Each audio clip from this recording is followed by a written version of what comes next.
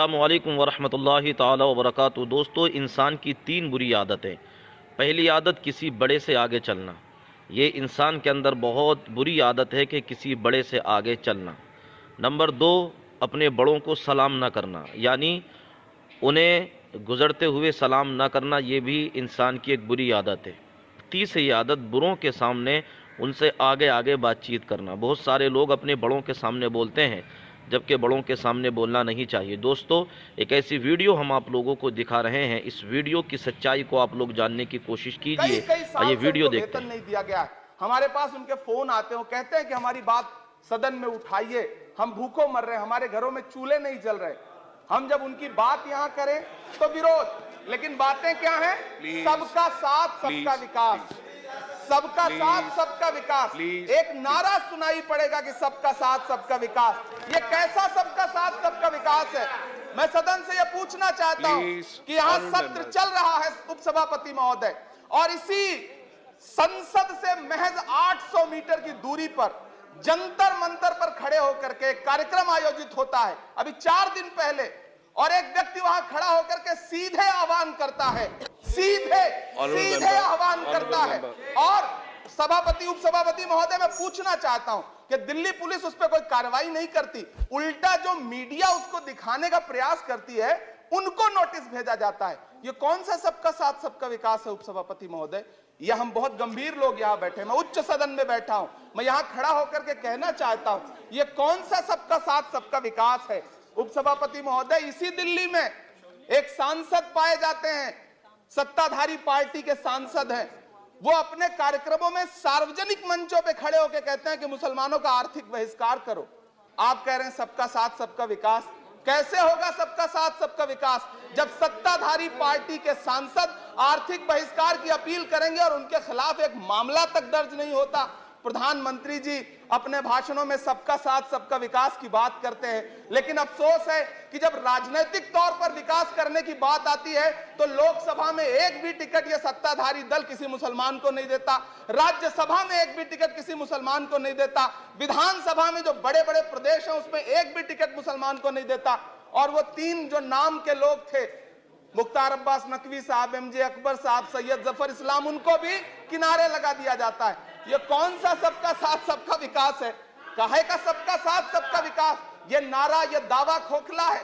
मैंने प्रधानमंत्री जी के भाषण सुने हैं, जब 3 तलाक पर बिल आ रहा था उपसभापति महोदय, तो प्रधानमंत्री जी कहते थे कि मैं अपने मुस्लिम बहनों को हक दिलाना चाहता हूं, उनके न्याय के लिए लड़ रहा हूं, ये बिल मैं उनके लिए ला रहा हूं। आपने भी सुना होगा वो नारा। मैं तो सभापति महोदय बचपन से जिस विद्यालय का पढ़ा हूं, वहां संस्कृत का एक श्लोक सुना करता था कि यत्र नार्यस्तु पूज्यन्ते रमन्ते तत्र देवता। मैं इसे सुना करता था उपसभापति महोदय। और फिर आज जब यहां सदन में खड़ा हूं तो मैं पिछले दिनों लाल किले से प्रधानमंत्री जी की, लाल किले की प्राचीर से वो भाषण, उनकी वो तकरीर भी सुन रहा था, जब वो कह रहे थे कि महिलाओं को बिना हक दिलाए देश आगे नहीं बढ़ सकता। जब वो लाल किले की प्राचीर से ये बात बोल रहे थे तो उस भाषण के महज 2.5-3 घंटे बाद उनके गृह राज्य गुजरात में बिल्किस बानो के आरोपी रिहा किए जा रहे थे। उसी दिन उन्हें माला पहनाया जा रहा था, उनका सम्मान किया जा रहा था। ये कौन सा सबका साथ सबका विकास है उपसभापति महोदय? मैं तो आपसे कहना चाहता हूं कि जो प्रधानमंत्री जी का इंटरव्यू ले, जो फिल्मी स्टार, जो उनसे पूछे कि आप आम चूस के खाते हैं कि काट के खाते हैं, उसके लिए तो रेड कारपेट बिछा है। जो अभिनेत्रियां उनकी विचारधारा के समर्थन में बात करें, समर्थन से ज्यादा आगे बढ़ के बात करें, उनके लिए जेड सिक्योरिटी है। लेकिन वो शाहरुख खान जो पूरी दुनिया में भारत के तिरंगे का मान बढ़ाता है, जिसे फीफा वर्ल्ड कप में आमंत्रित किया जाता है, उसके लिए सोशल मीडिया पे किस तरह के ट्रेंड चलाए जाते हैं? कौन सा सबका साथ सबका विकास है महोदय? मेरा नाम इमरान है, मैं उस पीड़ा को महसूस करता हूं जिस पीड़ा का जिक्र अभी मनोज झा जी कर रहे थे। मैं उस पीड़ा से गुजरता हूं, इसलिए मैं आपसे यहां खड़ा होकर कहता हूं कि हम हर दिन सुनते हैं, कई सारे मंत्री हैं जो ट्रेवल एजेंसी खोल के बैठे हैं, जो कहते हैं कि देशभक्ति हर दिन देशभक्ति साबित करो, चले जाओ वहां चले जाओ। मैं तो उनसे कहना चाहता हूं कि तुमने नफरत का जो बाजार सजाया हुआ है, तू ये कहता है मुसलमान पराया हुआ है, आजा दिल चीर के दिखलाऊं वतन का नक्शा, मेरा भारत मेरी सांसों में समाया हुआ है। हम उसको किसी को हर दिन उसका सबूत नहीं देते फिरेंगे। ऐसे में अगर यह बिल मांग करता है कि मुसलमानों के शैक्षिक और उनके सामाजिक, उनके आर्थिक उत्थान के लिए सरकार उस पर ध्यान दे, तो फिर तकलीफ क्या है, दिक्कत क्या है? क्या आपका जो नारा है वो झूठा है? क्या सबका साथ सबका विकास का नारा सिर्फ खोखला है? बजट से तो यही जाहिर होता है, आप लगातार घटाते जा रहे हैं बजट, आप लगातार कटौती करते जा रहे हैं।